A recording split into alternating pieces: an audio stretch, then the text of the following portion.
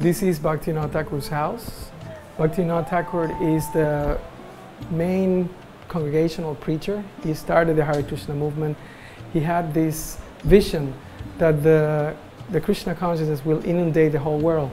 And coincidentally, we may say that from this same place, from this balcony rooftop, he could see across the Jalangi a beautiful temple that will manifest according to what Lord Nityananda had described perhaps 500 years before, that a temple where devotees from all over the world will congregate.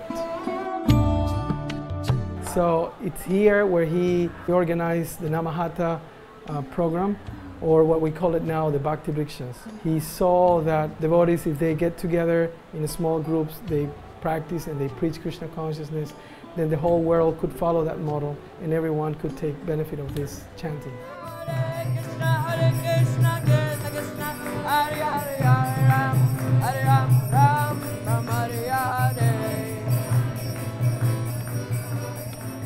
This is Bhaktivinoda Thakur's house, and up in that floor, first floor, he will write books, and sometimes at night he will hear the strange noises. So across the river, the Jalangi, he could see that there were some lights and strange happenings were going on. And so he could see that people from different parts of the world, Europeans, Russians, Americans, with the Bengali brothers, as he called them, will get together and chant the names of Lord Gauranga.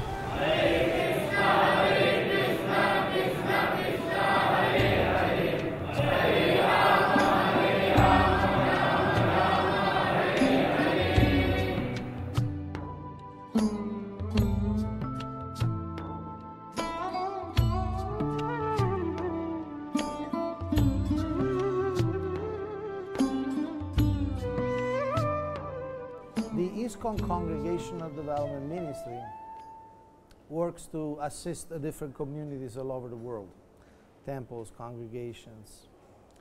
We are educational and consultative in nature. We teach how to have vibrant communities in which people can be well taken care, can be engaged in advancing, engaged in bringing other people to Krishna consciousness. And to this aim, we design courses, we teach the courses, we produce books, we translate them in different languages, and so on. Generally, I teach about community development, the different dynamics in a community, in a Vaishnava community, in a devotional community, the different interactions, the different ways that devotees can have a positive relation, a positive interaction. As a species, we are social. No? It's said the man is a social animal. So we do always congregate, we do always join in different societies. Also for the practice of Bhakti Yoga, the idea of doing things together is very central. Lord Chaitanya came to inaugurate the Sankirtan movement. Sankirtan means glorifying the Lord together. Kirtan, glorification, and San means together. So in this age, how to interact with others is very crucial, also for spiritual advancement. Although spiritual life, it's an individual thing, it's our personal relation with God. At the same time, how we interact with other devotees can make a lot of difference in how we advance. In fact, Lord Chaitanya said, Prabhu koi Vaishnava seva nama sankirtan dui koro shighra pabe Shri Krishna charan. That's Bengali. It said that there are two things, that by doing these two things, one can reach the lotus feet, the shelter at the lotus feet of Krishna very quickly. One is Vaishnava seva, means serving the devotees, and one is Nama Sankirtan, chanting the holy name of Krishna. So it's very essential that we learn how to cooperate, to work together, and serve each other. And in a community where everybody serves others, everybody also receives service. Devotees should be in the mood of service. Srila Rupa Goswami explains that we should understand the level of advancement of others and reciprocate accordingly. So if somebody is more senior than us, more advanced than us, more expert, knowledgeable, more pure than us, we should relate to them in a spirit of submissive service. We should ask, can we do something for you? What can we do for you? We should actually assist them because of their vision, because of their spiritual stature. We should assist them in their service. Those who are on our same level, our peers, we should relate as friends. We should exchange deeply. We should also support each other as peers and on an equal level. And those who might be younger than us, newer than us, we could say the neophytes, or those who are just very new to Krishna consciousness, we should try to give them shelter, give them good example, try to uplift them in a very, we could say, almost like a motherly way, like that. So we should serve the superior, have friendship with the peers, and try to uplift the junior. Can you talk a little bit more about service to the superior? Okay. See, service is the nature of the soul, the dharma, or the intrinsic nature. We all serve. Originally, obviously, we are servants of God. In this world, we serve so many things. We serve the country where we are born. We serve a political idea. We serve our greed, our lust, our mundane desires, and so on. But originally, the spirit of pure service is our innermost feature, our innermost feeling. So serving is natural. When you come to Krishna consciousness, it is also recommended to take some guide, some teacher figure, a guru. There are different types of guru.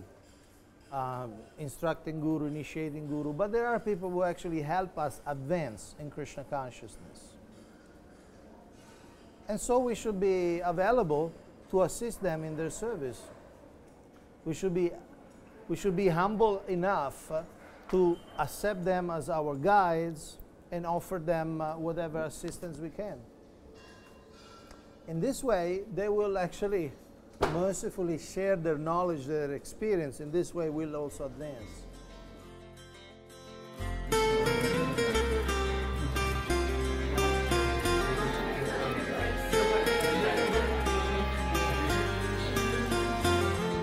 The Bhakti Vriksha program.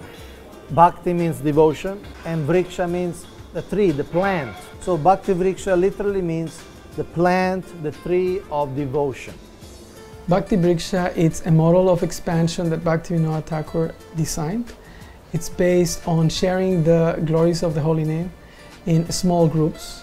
And these small groups not only share the benefit of chanting Hare Krishna, but also develop strategies to grow and to expand. So these groups, when they grow, if they are healthy, if they are attractive, they also multiply. Bhakti Vriksha has become one of the most successful preaching programs around the world. We believe it's because of that personal touch, because people are able to develop close mentoring relationships. As a species, we are social. You know? It's said the man is a social animal. Also for the practice of Bhakti Yoga, the idea of doing things together is very central. People have not only the opportunity but the responsibility to share what they have learned. It's not only one person giving the lecture or the presentation, but it's everyone sharing what their opinion or their experience of that particular knowledge is. The advantage of small groups is that we can get to know people very deeply. See, when we are together in a big crowd, that's not a very good forum for deep interaction or intimate exchanges or for opening one's mind.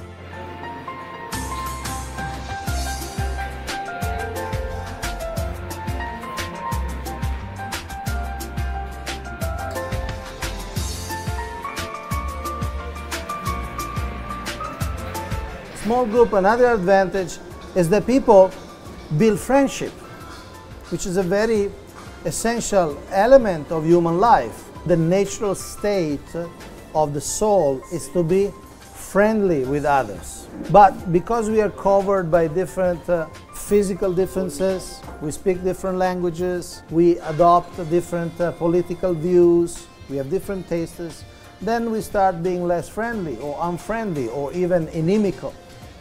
In Krishna consciousness, this can be overcome because we understand that we are all part and parcels of Krishna. Friendship basically means doing things together, being happy in being together, having a good time, and a good time which is also good for our spiritual life. Because Krishna consciousness is always a challenge. The world is going in a different direction, generally. Generally, people think about their own personal interests. So in Krishna consciousness, we want to create a culture in which each one is also interested in serving each other. So that builds a very strong friendship.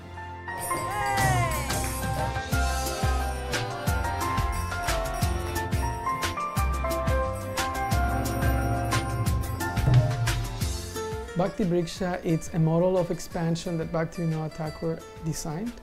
It's based on sharing the glories of the holy name in small groups.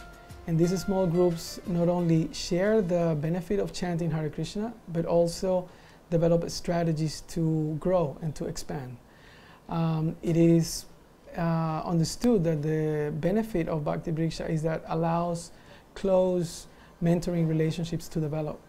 So in that way, people are taken care of by devotees who are gradually advancing more and more in Krishna consciousness. The Bhakti Vriksha program. Bhakti Vriksha means, Bhakti means devotion, and Vriksha means the tree, the plant. So Bhakti Vriksha literally means the plant, the tree of devotion. Now this expression comes from the Sri Chaitanya Charitamrita, the authorized biography of Lord Chaitanya, written some 500 years ago. And it's an analogy, an allegory to describe the movement of Lord Chaitanya. Because Lord Chaitanya is the trunk of this tree. This tree is Lord Chaitanya himself. The roots of this tree are the sannyasis who appeared before Lord Chaitanya and acted as seniors to Lord Chaitanya. Although Lord Chaitanya is Krishna, is God, when he appears, other devotees play the role as teachers and other father figures. So the roots are the nine sannyasis who are in this role. Lord Chaitanya himself is the tree, and the branches are the main devotees of Lord Chaitanya who spread this movement in different parts of the world. So the branches and sub-branches constitute the whole movement.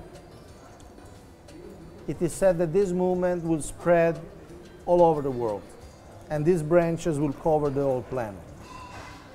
Now, in the modern context, Bhakti Vriksha is used to describe small groups of devotees who meet in different places, and these represent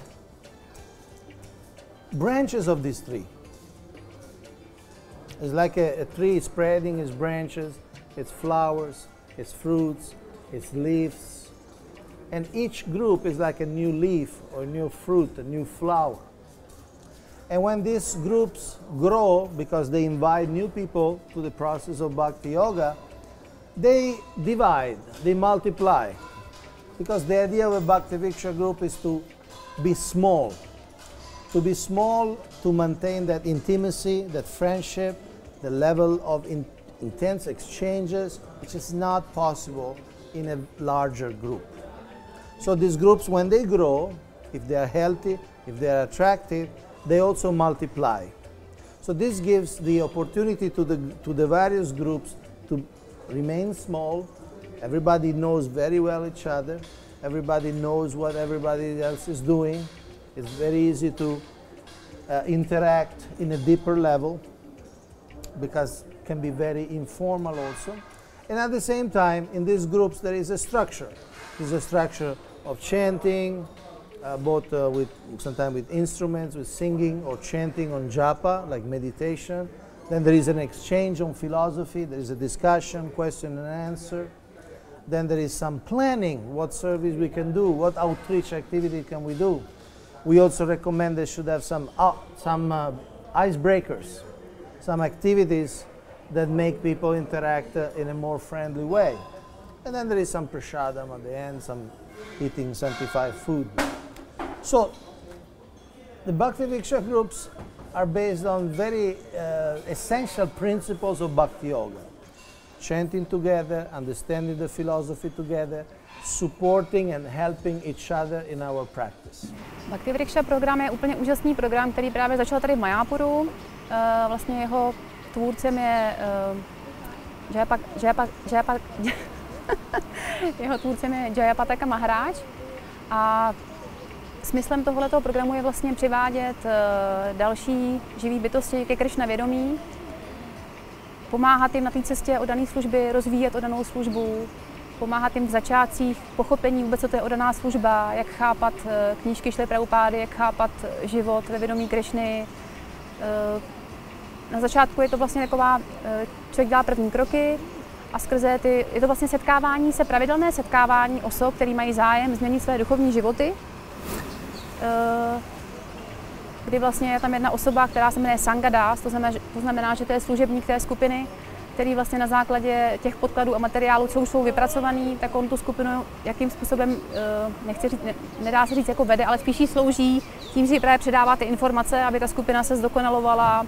Zároveň strašně důležité hledisko v těch programech je, že ty lidi si tam učí otvírat své srdce, že tam panuje taková důvěra, ty lidi už se tam potom poznávají, znají své problémy, svoje povolání, svoji rodinu, svěřují se a taková ta vzájemná důvěra taky je důležitá v tom sebevzdělávání. Když je vlastně jakoby otevřený a má důvěru, tak může přijímat a může se měnit, vidí třeba, s jakýma problémama se potýkají ostatní, tak to inspiruje. No a vlastně začíná to na začátku úplně povrchní, jako úplně počáteční informace o Krišna vědomí, až k tomu, že vlastně člověk pronikne do studia knih Šrily Prabhupády a přijme duchovního mistra zasvěcení, potom pokračuje dál to studium dalších knih a tak dále. Dává jako úžasné možnosti sdružovat se s oddanýma, najít si přátelé a jakoby i důvěrný výměny jako svých životních zkušeností. A právě ty malé skupinky k tomu dávají jako úžasný prostor a úžasný zázemí. Jo, že, jak jsem říkala, že duchovní život je o tom, že se člověk jako neustále rozvíjí a vzdělává. A to je vždycky dobrý, když víš, že máš spoustu ostatních, kteří ti dají podporu, kteří ti pomáhají, kteří ti taky řeknou, no a tím taky procházím, to zvládne prostě. Jo? A zároveň prostě i výměna těch příznivých věcí, příjemných, jako setkat se dohromady, diskutovat filozofii. Protože já si myslím, že tohleto hnutí je hlavně o tom. O těchto věcech, jako přijít dohromady, mluvit o tom společně a sloužit Krišnovi. Takže dřív jako farma byla velice úžasné místo, ale když chcem, aby se to jako rozrůstalo, ale zároveň to nestratilo ten důvěrnej, tu důvěrnou jako část toho, těch vztahů a toho, tak ten Bhakti Vriksha program je k tomu asi ideální. No. Well, Bhakti Vriksha, we may say, it started, I don't know exactly if we can determine a time in history when it started, but it's the same principle that has been applied in many periods of our Vaishnava history. Like if you think of the Goswamis, they have a small, neat group. Then Srila Prabhupada, when he came, also started a small group, and the same principles apply. It was a small group that were supporting each other. But as a program itself, Bhaktivinoda Thakur started in his times, and it's recorded in one of his magazines or journals called the Godruma Kalpatavi, how these groups were expanding, and we understand that there were around 500 groups of Bhakti Vriksha in his time. Then when the program was established in ISKCON, in the mid-90s, should I say, it was kind of unstructured. Eventually the program developed better, and we were able to create some modules, some guidelines. We now have some coaches who train people around the world. We had some problems also, failures and mistakes that were committed. And then it's a work in progress, and we are trying to implement some of those corrections that we have seen that are needed, you know. In ISKCON, Bhakti Vriksha has been introduced about 1987, 1998. So it's about 16 years that in ISKCON we practice Bhakti Vriksha. It has been introduced through books. We have a Bhakti Vriksha manual. We have courses and things like that. Then some devotees, some cities, some temples took it very seriously. They really put their energy, they really put their focus on making it happen, making it successful. And nowadays we have cities with more than 100 groups. Like in India here we have Calcutta, Bangalore. Each of them, they have more than 100 groups.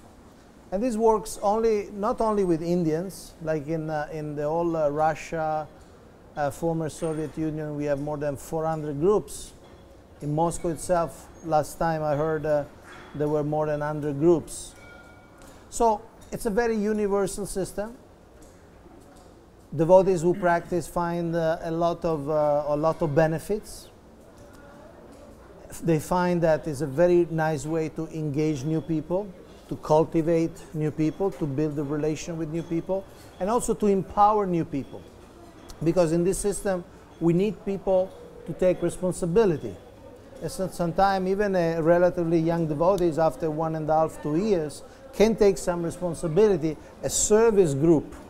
And that obviously gives a lot of opportunity to advance, to serve, to absorb in preparing the meeting, in making sure that everything goes smooth, in preparing for the discussion, in studying the books. So it's a very powerful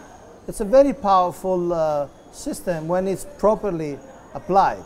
By taking responsibility means that someone is acting like the servant leader. He's taking leadership in serving the whole group. So his responsibility is to make sure that everybody feels at home, that nobody is neglected, that people are given a chance to participate, for instance, in the interactive discussions. Responsibility to see that somebody, for instance, doesn't come, to find out why he doesn't come. Maybe he felt offended, or maybe he's sick in the hospital. So he needs to take responsibility of that 10, 15 people to see that they are happy in Krishna consciousness, to see that they are encouraged to advance despite the many opposite elements in modern life. So he's a helper.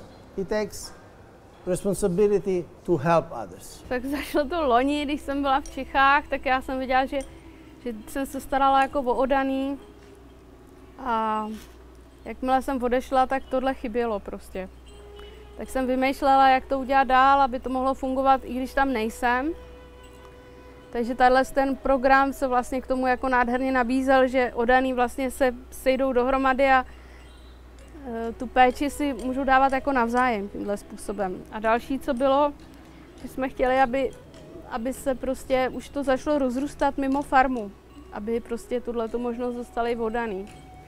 No takže jsem začala jako trošku trénovat ty oddaný, který by potom následně vedli ty buňky, když já tam nebudu.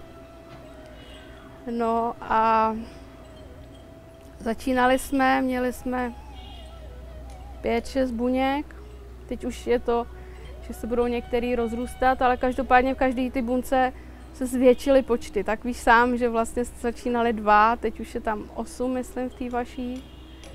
Něco takového. No, každopádně se to, myslím si, že tak strojnásobilo, bych řekla, od té doby, co jsme začali. Což mně připadne jako úspěch. No a máme jako, právě si myslím, že když ještě zlepšíme tady tyhle ty materiály, z kterých oddaných to můžou jako studovat a další taky ty filmy, který děláš ty, tak že to bude daleko živější, daleko zajímavější. Takže já si myslím, že to bude víc a víc přitahovat další osoby a máme ještě další plány, jak bychom to zlepšili. In the early 90s, my spiritual master Jayapataka Maharaj and Kaunteya Prabhu, who are co-ministers, they started doing research on different successful home-based churches, right? So they identify who was expanding, growing quicker and more thoroughly around the world. So they studied what the techniques were. They actually visited some of these places, some of these gatherings. They entered and, you know, these congregations. Anyway, after all that research that took a few years, they realized that actually this idea of small groups was originated by Bhakti Vinod Thakur. So we brought everything back home, kind of thing. But still, you know, nowadays you have a lot of formats, those dynamic workshops, you call it, you know, and people are sharing things, you have group exercises, etc., which is a common thing right now. So they used some of those techniques with Bhakti Vinod Thakur's idea, and then they went around the world presenting this idea, right? They went all over South America, they went to Russia, they went to Europe, they went to America, all over. India, the north, in the south. Some areas of the world took it up and tried it. Some succeeded, you know, amazingly. For example, Russia has thousands and thousands of devotees made from Bhakti Vriksha. One important thing also from Bhakti Vriksha is that it allows the movement to grow in a very healthy way. For example, we have what's called multi-guru system. So we have different gurus. Everyone is committed to Prabhupada, but different gurus initiate those devotees who are advancing. So it allows all the system of parampara, transmitting knowledge and following the process, to be kept intact, protected, because it's okay, you live at home and you practice at home. That's not a problem. I remember I visited South India 25 years ago or something, 87, 88, around that time. And I was traveling as a secretary, servant of my spiritual master. And I remember we went to several temples and they were all rented houses, just like it was in South America, all rented houses. So I was very familiar, very comfortable. I went this year in the South Indian Safari, beautiful, amazing temples. We installed 2 sets of deities, and we had also a groundbreaking ceremony for the new temple to be built. Chennai temple is a massive temple with Radha Krishna deities, etc. Tirupati and so many other, Guntur, so many beautiful temples. And so I saw that in 25 years, from rented houses, the temples have developed into massive structures with hundreds and thousands of devotees, all made in the congregation. The ashrams are there, but it's not that you have armies of brahmacharis as we used to have, but as mostly grihastas, wives, kids, husbands, working people, supporting these temples. So it may have taken a couple of decades or so to develop, but for me it's a reassurance that this system of preaching, this system of expanding, is something that works. Sometimes temples are a little concerned. You know, what's going to happen if the devotees don't live in the ashram? What's going to happen if people are living outside, etc. But the reality is that everyone benefits. The temple benefits, the congregations benefit, the public benefits. So it's a healthy and natural way to make the Krishna conscious movement to grow. Náplní těch setkávání pravidelných je, že vlastně oddaní se sejdou, na začátku si vymění realizace z předcházejících dní, po případě tam můžou probíhat nějaké jednoduché takové duchovní hry, což je vlastně, aby se lidi uvolnili, protože vlastně ten program je strukturovaný pro lidi, kteří pracují ještě venku, jako nežijí přímo ve středisku. To znamená, že oni mají svoji práci, někdy i rodina není ještě jako plně vědomá si Krišny, to znamená, že oni třeba čelí různým problémům jakoby v rodině a tak dále. Takže ta první část je vyloženě věnovaná tomu, aby ty osoby tu svoji mysl přitáhly k těm duchovním tématům, aby se uvolnili, aby napětí vlastně povolilo a aby jsme mohli se potom pohroužit do těch dalších bodů, které jsou právě jakoby stěžejní, což je vlastně společná džapa a společné zpívání svatého jména Pána v tom kirtanu. Takže vlastně nejdřív je ten kirtan, tam se ta mysl úplně uvolní a potom pokračuje ta společná džapa, což je vlastně kromě sdílení realizací, bych řekla, že společná džapa je vrcholem toho programu, protože tam vlastně člověk pochopí, jak naslouchá ve společnosti ostatních zvukový vibraci té mahamantry, tak vlastně pochopí, co ta mantra znamená, nebo co mu předává, jako, jaká je hloubka a uvědomí si, že jakože když doma si zpívám sám tu mantru, je to hezké, a když zpívám ve společnosti oddaných, tak ta síla se znásobuje. Je to mnohem silnější, alespoň pro mě, nebo mám i takhle reakce od ostatních oddaných, kteří se účastní. Po společném kirtanu a džapě přichází na řadu právě studium těch podkladů, co máme bod po bodu, kdy každý oddaný vlastně na základě svého pochopení a svých realizací sděluje, co si o tom myslí, jak to na něj působí, jaké jsou jeho realizace s praktikováním v každodenním životě. No a posléze se dostáváme k sekci kázání, což je poslední vlastně část toho programu, kdy oddaní sami by se měli nějakým způsobem inspirovat k tomu, aby i oni se stali nějakým způsobem jakoby kazatelskou součástí v tomto kazatelském programu, aby i oni vymysleli, jakým způsobem mohou kázat třeba ve svém okolí nebo v rodinách, nebo jaký udělat společný kazatelský program, že tím vlastně ten program končí. The difference of Bhakti Vriksha, or the different way in which Bhakti Vriksha shares the Vedic knowledge, because the knowledge is the same that we shared in temples and preaching centers. But the methodology, as you say, is different. It's because people have not only the opportunity but the responsibility to share what they have learned. It's a big phenomenon in the world right now. It's called the book club, which has increased the reading of millions of people. You know, some of these, movie stars and TV stars, they mention a particular book and there it goes, hundreds and thousands of people get together, a few of them, and start reading that book. So in Bhakti Vriksha, some of those dynamics take place. People read a common book or type of book, and they share their realization. What do you think? It's valued by everyone. It's not only one person giving the lecture or the presentation, but it's everyone sharing what their opinion or their experience of that particular knowledge is. The advantage of small groups is that we can get to know people very deeply. We can share deeply. See, when we are together in a big crowd, that's not a very good forum for deep interaction or intimate exchanges or for opening one's mind. Now, we are not saying that we should only have small groups. In the Krishna consciousness movement, we should have different types of experiences. Sometimes we experience big festivals, like Ratha Yatra or Janmashtami, the birth of Lord Krishna. Sometimes we experience larger gatherings, like a Sunday program with a lecture.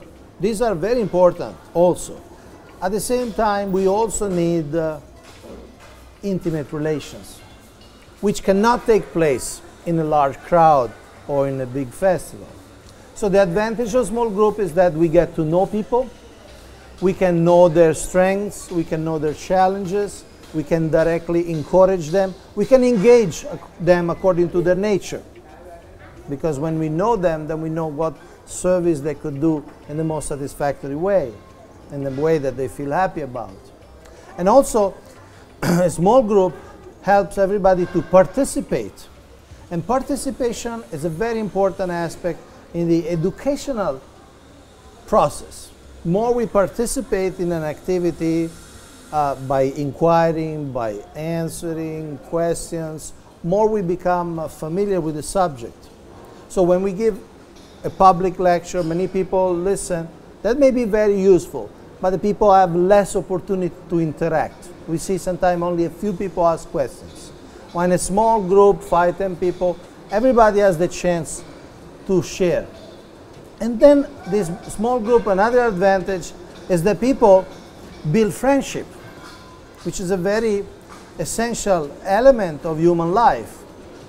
In fact, often people at the beginning don't understand the philosophy very well, or they may feel not so inclined to different aspects of Krishna consciousness, but if they have a trusted friend, if they have a relation of friendship with somebody, they may be willing to try, they may be willing to actually stay, just because of the sense of being like a family. So this small group, having a small group is very important. At the same time, on the other hand, not having small groups, it's kind of dangerous, because we may have many people around the movement, but we don't know how to engage them, we don't know who are them, we never stop and actually talk with them, and learn about them, like that. Protože tím se právě vytratí ta důvěrná část, jo? Že když už je víc lidí, tak většinou pak jsou takový ty dominantní, tak ty to táhnou a ty ostatní jenom jako sedějí, poslouchají, ale ztratí se ta aktivní role. A tak když máš 60 lidí, tak nemůžeš mít ty důvěrné vztahy, jo? Nemůžou všichni říct svoje realizace, protože to zabralo celý dny. Takže v těch malých skupinkách je tohle mnohem víc možný, ty lidi se můžou daleko zžít víc dohromady a to je asi to, o co jde, no. To je to důležitý prostě. The advantages is that it's easy to apply, it's easy to implement. It doesn't depend on a big structure. A problem that we have had, especially in the early 90s, in the movement, is that many of the temples were struggling to be maintained. Right? Devotees started getting married, had to move out of the ashram, dedicate themselves to jobs outside the temple, etc. So what happened is that the manpower of ISKCON worldwide was diminished. So, but with this program, you don't need to have a temple. Doesn't mean that you have to be separated from the temple, but you don't have to have a temple in the city for having many Bhakti Vriksha groups. So that's one benefit that we may say. It's practical. It's easier to maintain. And again, the same principle, because it is very personal. So the people who takes part of these programs get identified with the group, and then they take it as their own. Sometimes when we have big organizations, you may get lost in the midst of hundreds or thousands of people. But when it's your group, it's your team, you are wearing it, you know, inside your heart, then you take it as perhaps the most important part of your day-to-day life. Já bych řekla, že takový nejúžasnější pocit na tom je, že člověk skutečně zjistí, že aniž by on sám měl nějaké vědomosti nebo nějaké hluboké duchovní poznání, tak jenom tím, že následuje pokyny starších oddaných a že následuje zavedený princip, který funguje prostě tady v Majáporu nebo ve světě i jinde, tak se může stát nástrojem nebo takovou součástí v předávání. To ani jako není vloženě to poznání, ale to v předávání něčeho hlubšího, Kršna si vědomého těm ostatním. Je to takový hezký pocit, že jenom tím, že se čím více odezdávám, čím více modlím a čím víc následuju, tak tím víc můžu být prospěšná ostatním. Takže není to, že by ten Sanghadás tam, já nevím, se snažil předvést nějaké své moudrosti, které se naučil, nebo snažil se tam nějak říkat svoje realizace. Spíše to o tom, že on jemným způsobem právě se snaží té realizace a to pochopení právě získává z těch ostatních. A to je na tom to hezký. A na základě těch realizací ostatních zjišťuje, že vlastně jako třeba oni mají mnohem hlubší realizace než on sám, jako, nebo že ty realizace těch ostatních jsou pro ně obrovská inspirace třeba pro další týden. Jako. Je to taková vzájemná výměna. Moc hezká. In the ultimate sense, all souls are all friends, because they're all friends of Krishna, They're all servants and lovers of Krishna. So the natural state of the soul is to be friendly with others. That's a natural state. But because we are covered by different physical differences, we speak different languages, we adopt different political views, we have different tastes, then we start being less friendly or unfriendly or even inimical. We identify, I have this color of the skin, I don't like people who have a different color of the skin. Now, in Krishna consciousness, this can be overcome because we understand that we are all part and parcels of Krishna. Friendship basically means doing things together, being happy in being together, having a good time, and a good time which is also good for our spiritual life. In Krishna consciousness, we want to have a good time, we want to have pleasure, happiness, but it's not material happiness. We want to engage our senses in beautiful things. We want to taste beautiful food, good food. We want to smell good perfumes. We want to see beautiful forms. So in Krishna consciousness, all these natural desires can be satisfied because we see the form of Krishna, we smell the incense and the garlands of Krishna, we eat Krishna prasadam, and then we have many engagements in which our mind, our intelligence can be fully absorbed. And when we do it together, there is also that sense of family, that sense of being together, that sense of having support, that sense of having somebody who cares for us. So friendship is an essential element in Krishna consciousness. Because Krishna consciousness is always a challenge. The world is going in a different direction, generally. Generally, people think about their own personal interests. So in Krishna consciousness, we want to create a culture in which each one is also interested in serving each other. So that builds a very strong friendship. Well, Bhakti Vriksha refers to the growth of a plant. Vriksha means a branch. So the success is that your devotional plant grows. It's not only the group collectively, but it's mostly the individual that grows. So just like a plant, so the twigs and branches start growing. So see, if all the twigs and branches are strong and healthy, then the plant is healthy. You cannot say we have a healthy plant, but the branches and twigs are not healthy. So if the members of Bhakti Vriksha are healthy, then it's a healthy group. So that's basically the main success of the program. Material happiness is temporary. Material happiness derives from the senses being in touch with their objects. But that's temporary. It's only circumstantial. And so there is always a beginning and there is an end. Not only that, but sometimes to put those senses in touch with the object takes a lot of work. And if it's not done in a harmonious way, if it's not done in an obedient way with the laws of nature, sometimes those activities bring also a lot of pain as a reaction. There are consequences. So spiritual happiness is the happiness of the soul. The soul is happy by nature, but to rediscover that happiness, it needs to be purified. We are happy beings, but now we are covered by unhappiness.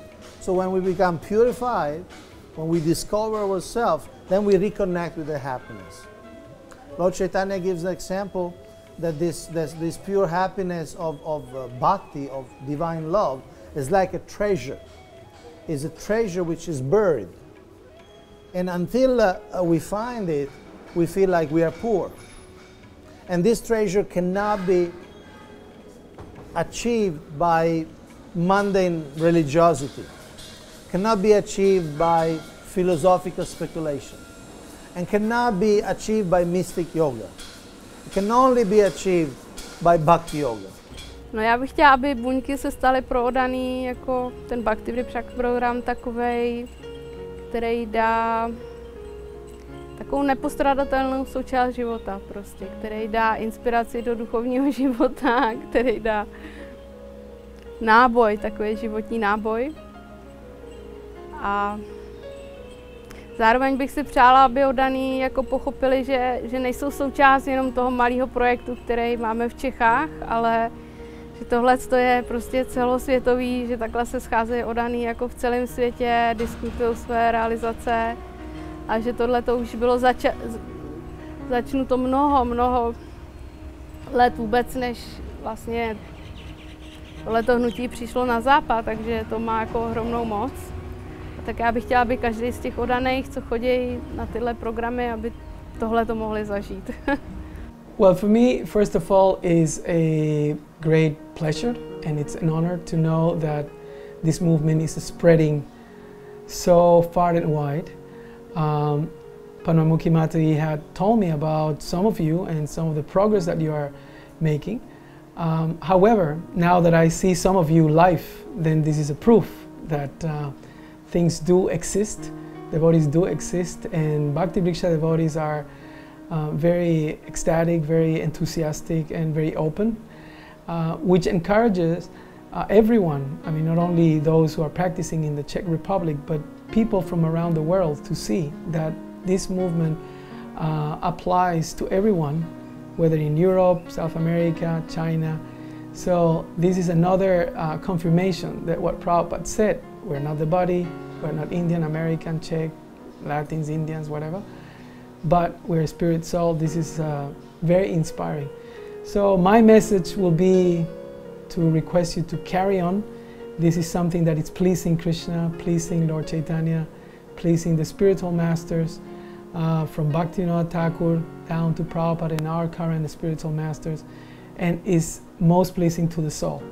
So you know what I'm talking about. I don't have to reinvent the wheel, and it's, as I said, an honor and a pleasure to be somewhat in contact with all of you.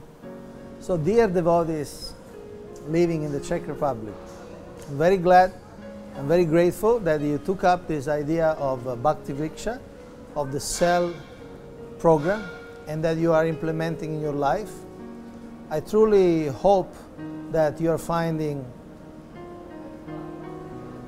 inspiration, you're finding encouragement, and you're also finding results in your efforts to cultivate new people, to integrate new people in this community. Please always remember that this Bhakti Vriksha is directly related to the movement of Lord Chaitanya, and its success is based on spiritual principles. There is no real material formula, and as much as we are pure, as much as we are absorbed in Krishna consciousness, we can attract other people, because Krishna is the all-attractive. If we are absorbed in Krishna, we also become attractive by His mercy. And more, there is this sense of serving others, helping others, facilitating others to be happy in the group. More, this atmosphere becomes very, very attractive for people. So I wish you all the best in your efforts. I look forward to hear more news about your successes and your growth. Hare Krishna.